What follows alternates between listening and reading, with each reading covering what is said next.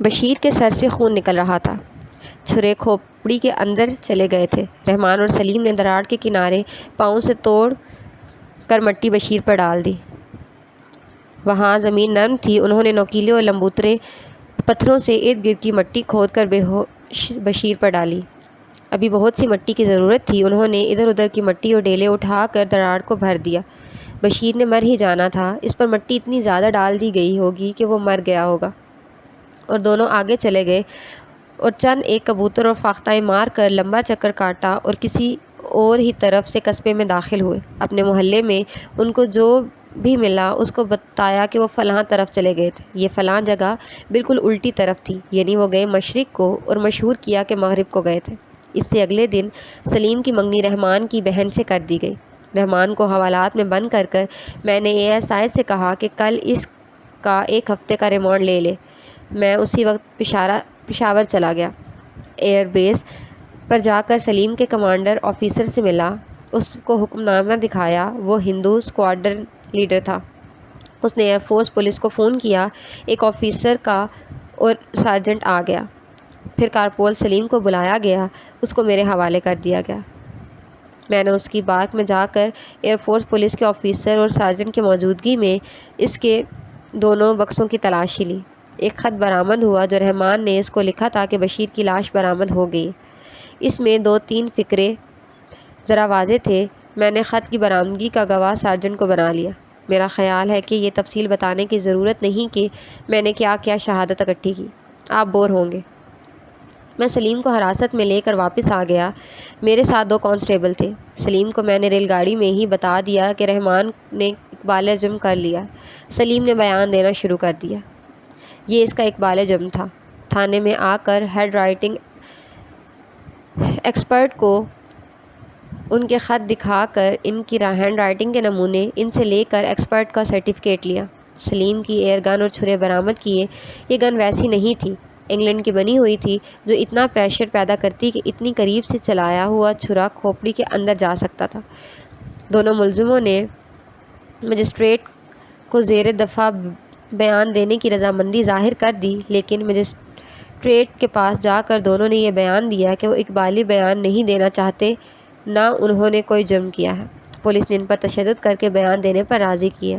Magistrate نے ان کو قانون کے مطابق جیل کے حوالات میں بند کر دیا۔ میں نے بڑی محنت سے شہادت اکٹھی کی اور مقدمہ تیار کی۔ سیشن کورٹ نے دونوں کو عمر قید دے دی، لیکن ہائی کورٹ نے اپیل میں دونوں کو بری کر دیا۔ اس کیس کے 6-7 مہینے بعد مجھ کو اس تھانے سے تبدیل کر کے امرتسر بھیج دیا گیا۔ پھر پاکستان وجود میں آ گیا۔ وہاں سے آتے میری ایک ٹانگ کٹ گئی، پھر مجھ کو معذوری پینشن پر گھر بھیج دیا گیا۔ 3 سال بعد ایک پرانا دوست مل گیا، اس کو میری جگہ اس تھانے میں تعینات کیا گیا تھا جس کا یہ کیس سنایا ہے۔ اس وقت میرا یہ دوست سب انسپکٹر تھا۔ اس نے مجھ کو بڑی عجیب کہانی سنائی۔ یہ انہی دنوں کی کہانی تھی۔ میں نے اس وقت جب رحمان اور سلیم بری ہوئے تھے کہہ دیا تھا کہ خواجہ اپنے بیٹے کے قاتلوں سے انتقام ضرور لے گا۔ میں پاکستانی پنجاب کے ایک قصبے کا رہنے والا تھا۔ امرتسر تبادلے ہو جانے کی وجہ سے ادھر پھنس گیا تھا۔ پاکستان اور ہندوستان آزاد ہوئے تھے تو ہندوستان میں مسلمانوں کی نسل ختم کرنے کے واسطے ہندو اور سکھ آزاد ہو گئے۔ انسانی تاریخ کا سب سے بڑا قتل عام مشرقی پنجاب میں ہوا۔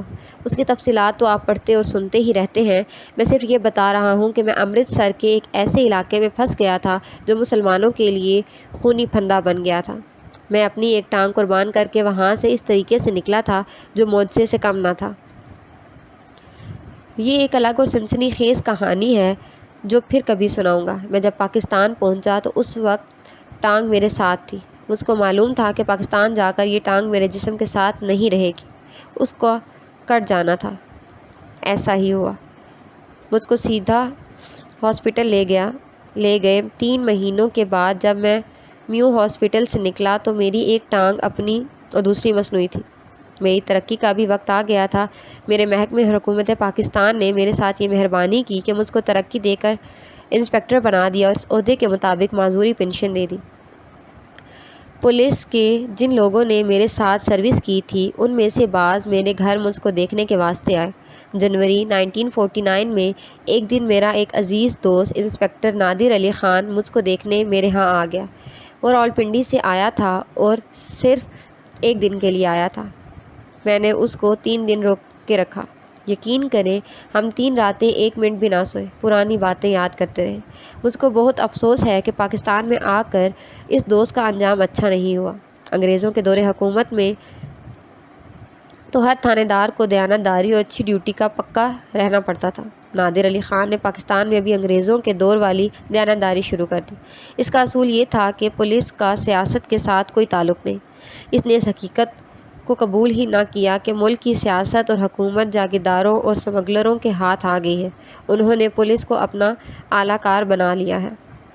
وہ 1950 میں انسپکٹر ہو گیا۔ 1 سال بعد اس سے ایک سیاہی بدپرہیزی ہو گئی اور اس کو سب انسپکٹر بنا دیا گیا۔ 1 سال بعد اس کا عہدہ بحال کر لیا، لیکن سروس سے وہ دل براشتہ ہو گیا۔ 1953 میں آخر میں اس نے قومی اسمبلی کا ایک ممبر کو پکڑ لیا۔ یہ ممبر اوپر پہنچنے والا تھا، جس کو پاور والا کہتے تھے۔ نادر علی خان نے قبل از وقت ریٹائرمنٹ کے لیے درخواست دے دی، جو فوراً منظور کر لی گئی، اور اس طرح میرے اس دوست نے بددیانتی قبول کرنے کی بجائے کم پینشن قبول کر لی، لیکن اللہ نے اس کو ایسا ذریعہ معاش عطا کیا کہ آج اس کی دوسری نسل بھی باعزت زندگی گزار رہی ہے۔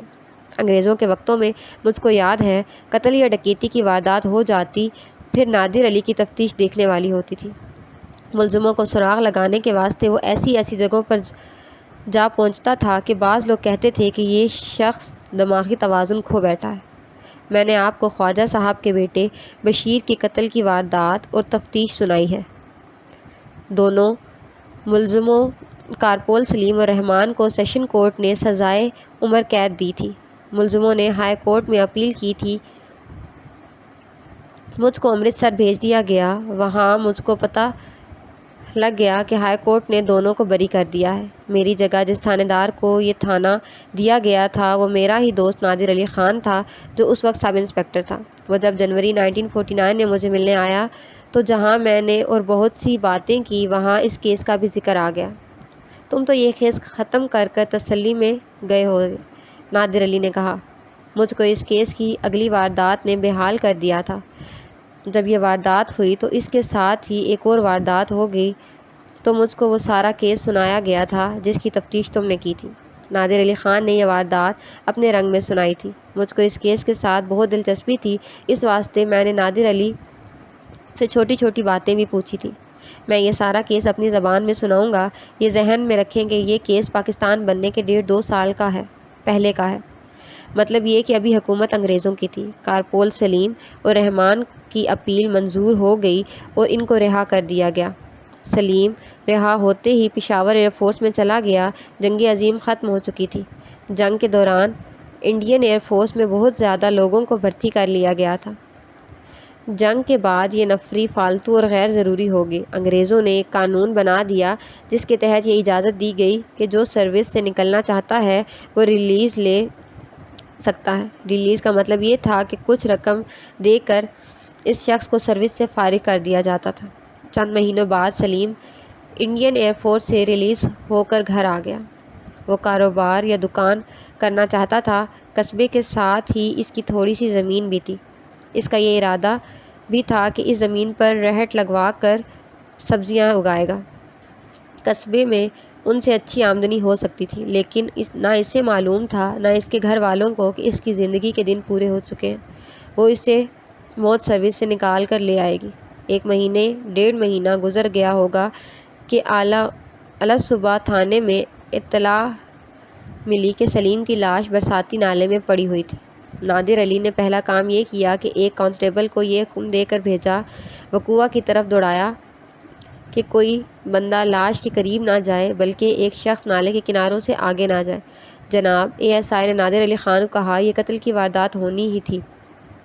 ہیڈ کانسٹیبلوں نے بھی یہی بات کی اور تھانے کے ہر آدمی نے کہا کہ لاش کو دیکھے بغیر وہ کہہ سکتے ہیں کہ یہ شخص قتل ہوا ہے، اور قتل کرنے یا کرانے والا خواجہ صاحب ہے، کیونکہ سلیم نے خواجہ صاحب کا اکلوتا جوان بیٹا قتل کیا تھا اور اپیل میں بری آ گیا تھا۔ بیشتر اس کے نادر علی اس کیس کی بیک گراؤنڈ سنتا سلیم کا باپ اپنے 2 رشتہ داروں اور محلے کے 2 معززین کے ساتھ آ گیا۔ میرا بیٹا قتل ہو گیا ہے، سلیم کے باپ نے روتے روتے کہا۔ کسی پر شک؟ نادر علی نے پوچھا۔ اس نے خواجہ صاحب کا نام لیا اور وجہ یہ بتائی کہ سلیم نے اس کے بیٹے کو قتل کیا تھا۔ لیکن میرا بیٹا بے گناہ تھا، اس نے کہا۔ ہائی کورٹ نے اس کو بری کر دیا۔ اگر آپ کا بیٹا بے گناہ تھا تو جس پر آپ شک کر رہے ہیں وہ بھی بے گناہ ہوگا، نادر علی نے کہا۔ اپیل میں بری ہونے والے بے گناہ نہیں ہوا کرتے، بلکہ اس واسطے بری کر دیے گئے جاتے ہیں کہ شہادت اور قانون میں کوئی خلا رہ جاتا ہے جس سے شک پیدا ہوتا ہے، اور قانون کے مطابق شک کا فائدہ ملزم کو دیا جاتا ہے۔ بہرحال محترم، آپ کو پورا انصاف ملے گا، صرف یہ خیال رکھنا کہ مجھ کو گمراہ مت کرنا، ہر بات سچ بتانا۔ کالے جادو کا عمل اور عورت۔ نادر علی موقع کی طرف چل پڑا۔ اس نے 2-3 کانسٹیبلوں اور ایک سینئر ہیڈ کانسٹیبل کو ساتھ لے لیا۔ ان سب کو اس نے الگ کر لیا اور ان سے خواجہ کے بیٹے بشیر کے قتل کی واردات سنتا گیا۔ انہوں نے اس کو یہ ساری واردات اور میری تفتیش سنا دی جو میں نے آپ کو پوری تفصیل سے سنائی ہے۔ نادر علی کے ساتھ خواجہ کی ملاقات تھی۔ خواجہ ہر نئے تھانے دار کے ساتھ تعلقات پیدا کرنے اور پھر وقتاً فوقتاً تھانے دار کو سلام کرنے کے لیے تھانے حاضری دینا اور دوسروں کے خلاف چغلیاں کھانے کو اپنا فرض سمجھتا تھا۔ اس کا اثر و رسوخ پولیس کی بالائی افسروں میں بھی تھا اور انگریزوں کا پیدائشی اور خاندانی ملازم تھا۔ میں اس شخص سے تنگ بھی آ جایا کرتا تھا۔ کبھی کبھی وہ تھانے میں آ کر اس طرح باتیں شروع کر دیتا جیسے وہ علاقہ ڈی ایس پی ہے۔ کوئی معمولی سا انگریز افسر سامنے آ جاتا تو خواجہ اس کو فرشی سلام کیا کرتا تھا، لیکن میں نے دیکھا تھا کہ اس کا بیٹا قتل ہو گیا تو وہ بت سا رہ گیا تھا۔ نادر علی نے مجھ کو بتایا کہ اس نے تھانے آنا بہت ہی کم کر دیا تھا اور کبھی آتا بھی تو بہت غمگین اور رنجیدہ ہو کر آتا تھا۔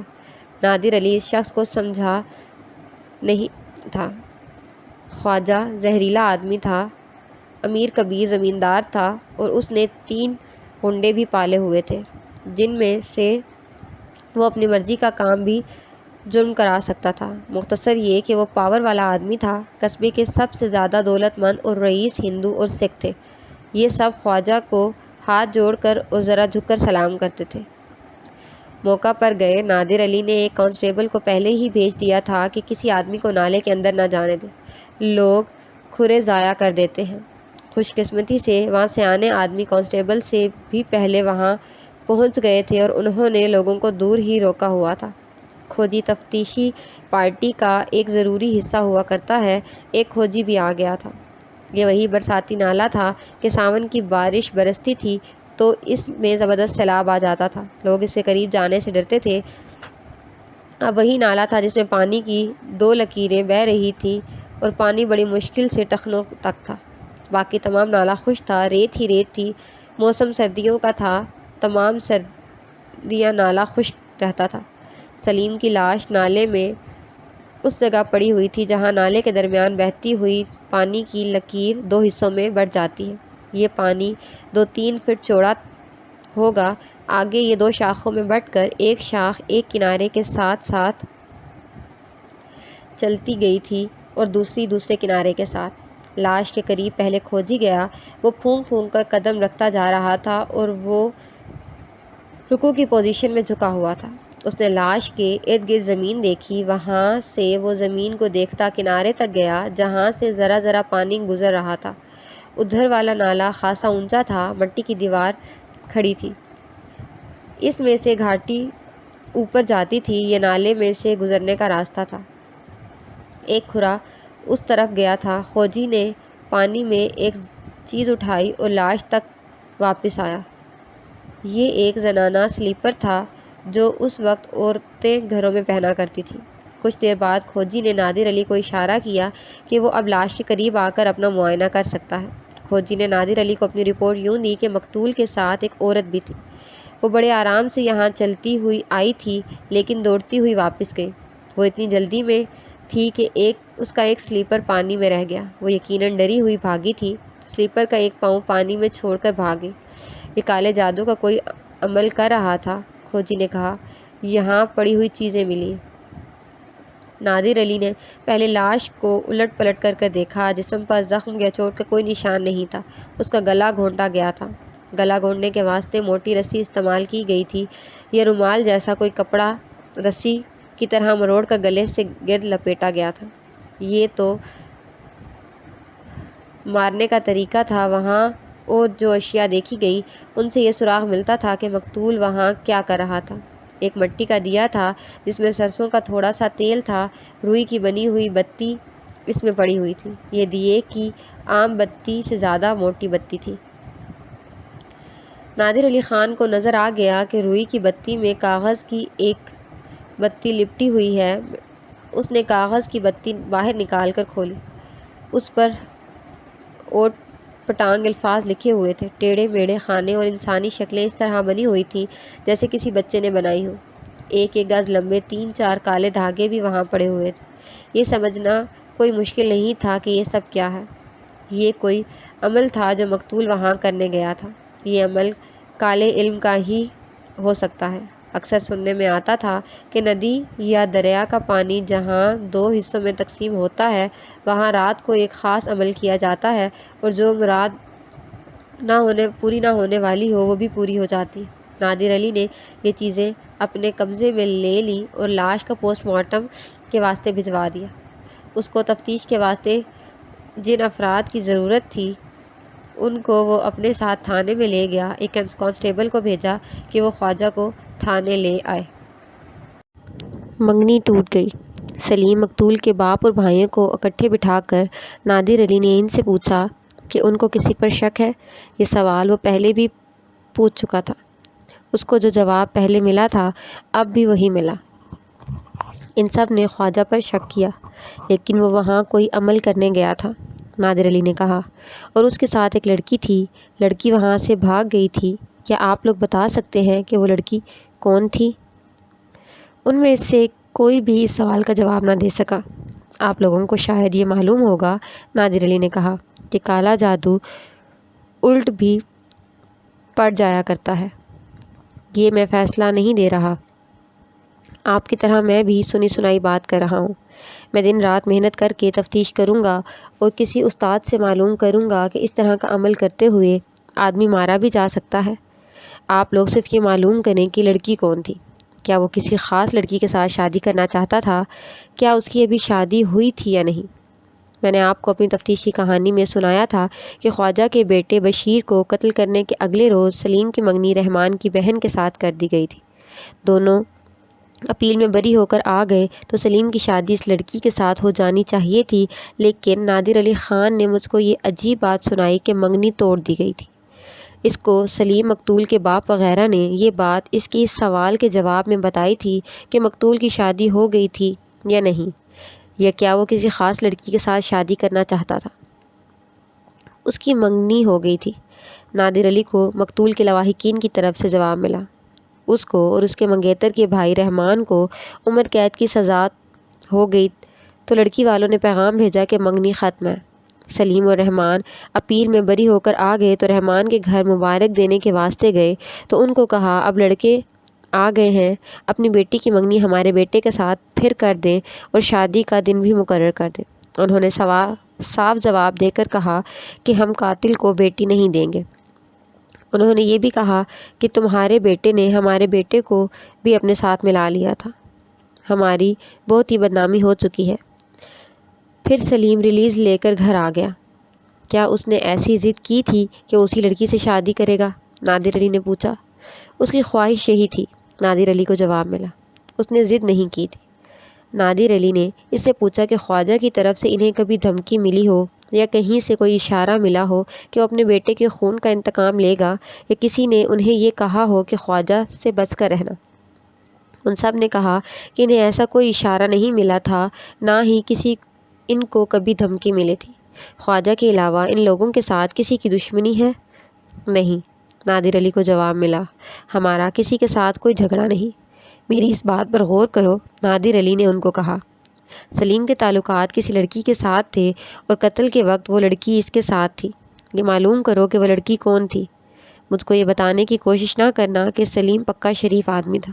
اس کے دوستوں سے پوچھو، اس کا کوئی رازدار دوست ہو تو مجھ کو بتاؤ وہ کون ہے، میں اس سے پوچھوں گا۔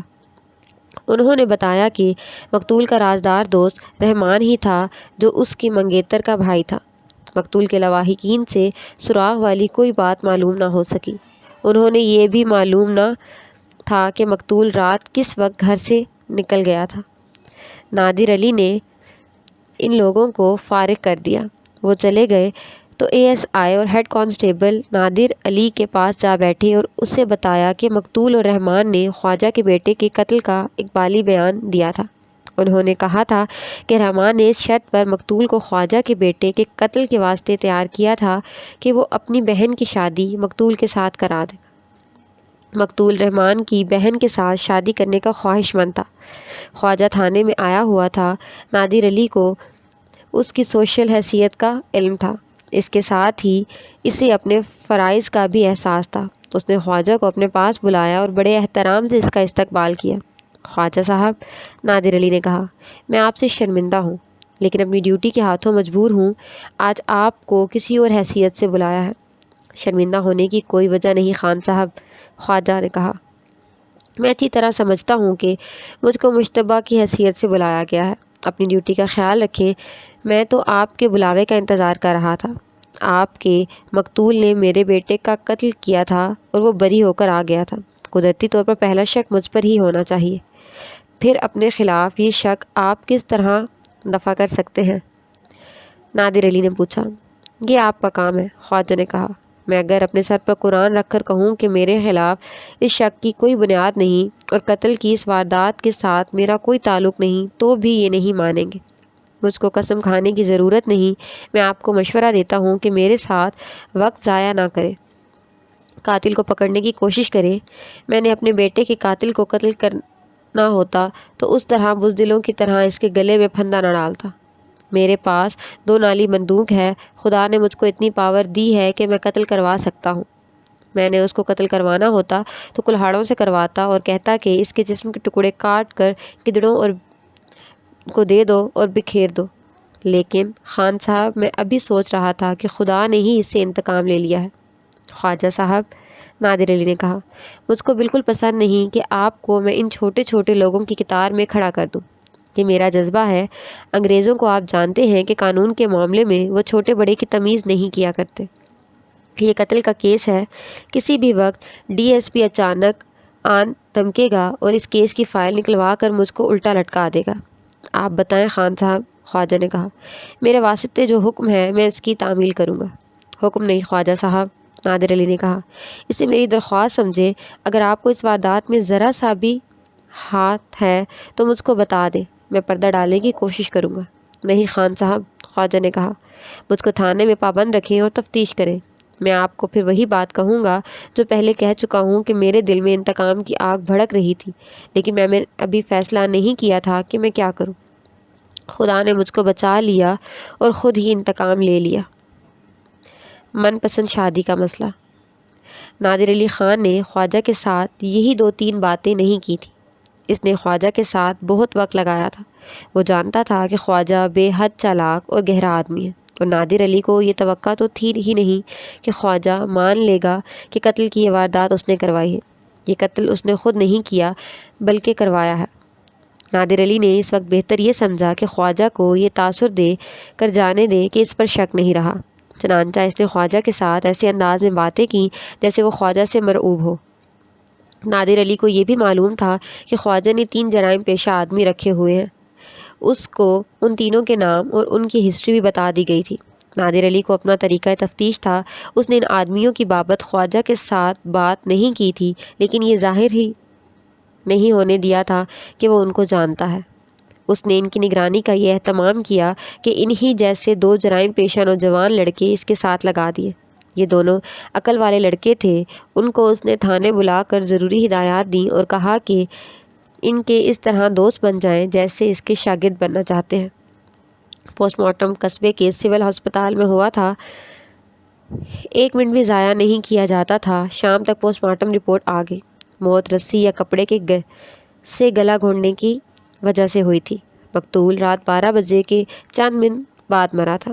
اس رات نادر علی نے تفتیش آگے نہ بڑھائی، لیکن اس کے دماغ میں یہی واردات موجود رہی اور اس کا دماغ سراغ رسانی میں مصروف رہا۔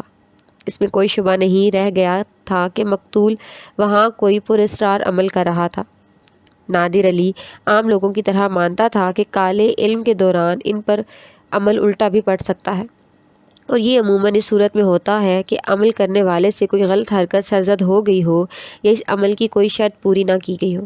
نادر علی یہ بھی مانتا تھا کہ عمل اگر نوری اور روحانی ہو یا کوئی وظیفہ ہی ہو، اگر کوئی بد پرہیزی ہو جائے تو اس کا اثر الٹا ہو جاتا ہے، جو عامل کی جان بھی لے سکتا ہے۔ میں یہ نہیں کہہ رہا کہ اس کا یہ عقیدہ یا نظریہ صحیح تھا یا نہیں، میں نے آپ کو اس کی سوچ کے بارے میں بتا دیا تھا۔ اس نے مجھ کو اپنی تفتیش سناتے ہوئے کہا تھا کہ اس وقت کی عملیات میں موکل استعمال ہوتے ہیں۔ وہ موکل کو جن کہتا تھا۔ بعض موکل بڑے سخت ہوتے ہیں، اس نے کہا، وہ بگڑ جائیں تو جان لے کر چھوڑتے ہیں۔ عامل اگر عمل خود کرے تو وہ موکل کو قابو رکھتا ہے، اگر عامل اپنے سائل سے عمل کروائے تو سائل کے واسطے خطرہ پیدا ہو جاتا ہے۔ میں نے پہلے بتایا ہے کہ نادر علی تفتیش کے معاملے میں خپتی اور جنونی تھا۔ اس نے سوچا کہ ادھر ادھر کے مشتبہ اکٹھے کر کے ان پر وقت ضائع کرنے کی بجائے پہلے یہ دیکھ لیا جائے کہ یہ واردات موکلوں کی ہی نہ ہو۔ یہ بھی اس کو معلوم تھا کہ عملیات کے کسی ماہر نے اس کو یقین دلایا کہ یہ قتل نہیں بلکہ کسی عمل کا الٹا اثر ہے تو انگریز افسر تسلیم نہیں کریں۔ اس کے باوجود وہ سوچ رہا تھا کہ کس سے اس کی رہنمائی حاصل کرے۔ مختلف عملیات کے ایک عالم بزرگ بار بار اس کے ذہن میں آتے تھے، لیکن وہ 25 میل دور رہتے تھے۔ نادر علی اس علاقے کا SHO رہ چکا تھا اور عالم کے ساتھ اس کی بڑی اچھی سلام دعا تھی، اور عالم تھے، عامل نہیں تھے۔ نادر علی کے سامنے مشکل یہ تھی کہ آسانی سے وہ صرف اپنی مرضی سے تھانے سے اتنی دور نہیں جا سکتا تھا۔ اس کو چھٹی ملنے کی بھی توقع نہیں تھی۔ نئے تھانے میں آنے سے پہلے وہ 10 دنوں کی چھٹی لے چکا تھا۔ تفتیش کے واسطے اس بزرگ کے پاس جانے کی اس کو اجازت نہیں مل سکتی تھی۔ اس نے ایک خطرہ مول لے لیا۔ اپنے دونوں ماتحت اسسٹنٹ سب انسپکٹروں کو اعتماد میں لے کر اس نے کاغذوں میں ایک اور جگہ بسلسلہ تفتیش لکھی اور بذریعہ بس عالم کے قصبے کو روانہ ہو گیا۔ وردی کے بجائے وہ پرائیویٹ کپڑوں میں گیا تھا۔ جنگ عظیم کا یہ فائدہ ہوا کہ ٹرانسپورٹ کا مسئلہ حل ہو گیا تھا۔ جنگ ختم ہو چکی تھی۔ نادر علی بڑی آسانی سے شام سے بہت پہلے واپس آ سکتا تھا۔ وہ الگ صبح پہلی بس سے نکل گیا تھا۔ 1.5 گھنٹے بعد وہ عالم کے گھر میں بیٹھا ہوا تھا۔ بجائے وقوع سے ملنے والی اشیاء ساتھ لے گیا تھا۔ ایک دیا تھا، اس میں بتی تھی، کالے دھاگے وغیرہ۔ یہ عالم بزرگ کے آگے رکھ کر اس کو واردات اور واردات کے بیک گراؤنڈ سنائی، پھر پوچھا کہ یہ موت کیا اس عمل کے الٹ پڑ جانے کا نتیجہ ہو سکتی ہے؟ نہیں۔ عالم نے ان اشیاء کو ماہرانہ نظروں سے دیکھ کر کہا، یہ کالا عمل ہے اور اس میں موکل استعمال نہیں ہوا کرتے۔ یہ ایک عام عمل ہے جو یہ شخص کر رہا تھا۔ کالے جادو کے بعض عمل اتنے خطرناک ہوتے ہیں کہ اپنی حفاظت کا انتظام نہ کیا جائے تو عمل کرنے والے کو بہت بڑا نقصان پہنچاتے ہیں۔ یہ عمل جو یہ شخص کر رہا تھا کسی خاص مراد کے لیے تھا۔ میرا خیال ہے کہ وہ اپنی پسند کی لڑکی کے ساتھ شادی کرنا چاہتا تھا۔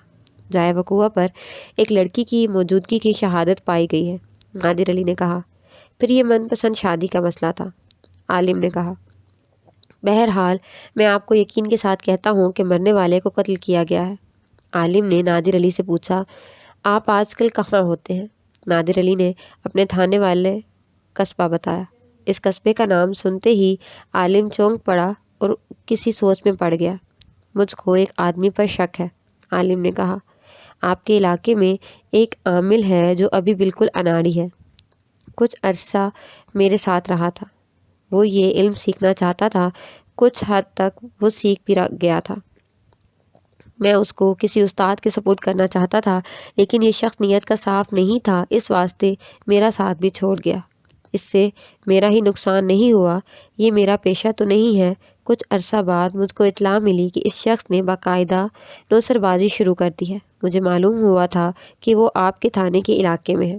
مجھ کو شک ہے کہ عمل اس کا بتایا ہوا ہے۔ اس کے بارے میں آپ کو یہ بتانا ضروری سمجھتا ہوں کہ نوسر بازی کر رہا ہے اور پکا جرائم پیشہ ہے۔ اور وہ یہ بھی ہو سکتا ہے کہ اس نے اپنے جیسے 2-3 جرائم پیشہ آدمی اپنے ساتھ رکھے ہوئے ہیں۔ اس کا اصلی نام فتح محمد ہے اور وہ فتح شاہ کہلاتا ہے۔ آپ ذرا اس سے معلوم کر لیں۔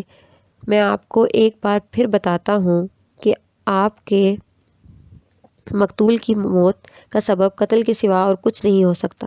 اس پر کوئی الٹا سیدھا اثر نہیں ہوا۔ نادر علی خان وہاں سے واپس آ گیا۔ ایک شاہ جی، ایک پیر جی۔ نادر علی جب واپس اپنے تھانے میں پہنچا تو شام ہونے والی تھی۔ اس نے اپنے عملے کے آدمیوں سے پوچھا کہ یہاں فتح شاہ نام کا کوئی عامل اگر ہے تو وہ کہاں رہتا ہے۔ 3-4 کانسٹیبل فتح شاہ کو جانتے تھے۔ انہوں نے نادر علی کو اس کا گھر بتا دیا۔ وہ برساتی نالے کے پار رہتا تھا۔ نادر علی نے ان سے پوچھا کہ اس شخص کے ہاتھ میں کوئی بڑی طاقت ہے یا وہ فریب کاری کر رہا ہے۔ اس کو جو جواب ملے وہ 2 طرح کے تھے۔ کسی نے کہا کہ اس کے ہاتھ میں بڑی طاقت ہے اور دوسرے نے کہا کہ وہ فریب کار لگتا ہے۔ نادر علی بہت ہی محنتی افسر تھا۔ اس نے یہ سوچا کہ وہ خود فتح شاہ کے پاس چلا جائے۔ اس نے ایک کانسٹیبل کا ساتھ لیا اور اسی وقت فتح شاہ کے گھر جا پہنچا۔ فتح شاہ کچے سے مکان میں رہتا تھا۔ ہیڈ کانسٹیبل نے اس کو آواز دی اور دروازہ بھی کھٹکھٹایا۔ 12-13 سال عمر کا ایک لڑکا باہر آیا۔ اس کے چہرے پر گتے کا ماسک چڑھا ہوا تھا۔ آپ اس ماسک کو جانتے ہوں گے۔ پتلے سے گتے پر بڑا خوفناک چہرہ رنگوں میں بنا ہوا ہوتا ہے۔ بعض چہروں پر سینگ بھی بنائے ہوئے ہوتے ہیں۔ اس کے دونوں طرف دھاگے یا پلاسٹک بندھا ہوا ہوتا ہے۔ بچے یہ ماسک اپنے چہروں پر چڑھا کر ایک دوسرے کو ڈراتے ہیں۔ لڑکا باوردی ہیڈ کانسٹیبل کو دیکھتے ہی اندر کو بھاگ گیا۔ نادر علی، میں نے کہا تھا۔ لڑکے نے جانے کے فوراً بعد فتح شاہ باہر آیا اور غلاموں کی طرح جھک کر سلام کیا۔ یہ ہمارے تھانے دار صاحب ہیں۔ ہیڈ کانسٹیبل نے نادر علی کا تعارف کراتے ہوئے کہا۔ مجھ کو معلوم ہے جی، فتح شاہ نے کہا۔ ان کو کون نہیں جانتا؟ حکم کریں، یہ غلام آپ کی کیا خدمت کر سکتا ہے؟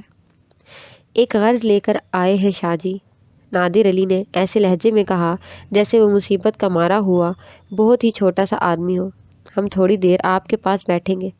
فتح شاہ بسم اللہ بسم اللہ کہتا ہوا ان کو اندر لے گیا اور ایک کمرے میں بٹھایا۔ بیٹھنے کا انتظام فرش پر ہی تھا۔ فتح شاہ نے 2-3 تکیے نادر علی کے پیچھے اور دائیں بائیں رکھ دیے۔ نادر علی نے وہ تمام اشیاء جو جائے واردات سے برآمد ہوئی تھیں فتح شاہ کے آگے رکھ دی۔ شاہ جی، نادر علی نے کہا، یہ دیکھیں اور بتائیں یہ سب کیا ہے؟ فتح شاہ نے ہر چیز کو بڑے غور سے دیکھا۔